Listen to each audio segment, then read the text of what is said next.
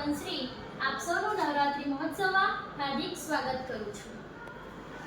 નવરાત્રિ એટલે કે 9 દિવસ માતાજીની સ્તુતિ કરવાનો દિવસ, ભક્તિ કરવાનો દિવસ। નવરાત્રિ ગરબા રમીને માતાજીની ભક્તિ અને આરાધના કરવાનો દિવસ। નવરાત્રિમાં માતાજીના અલગ અલગ સ્વરૂપોને પૂજવામાં આવે છે। એમાંનું એક સ્વરૂપ એટલે શૈલપુત્રી।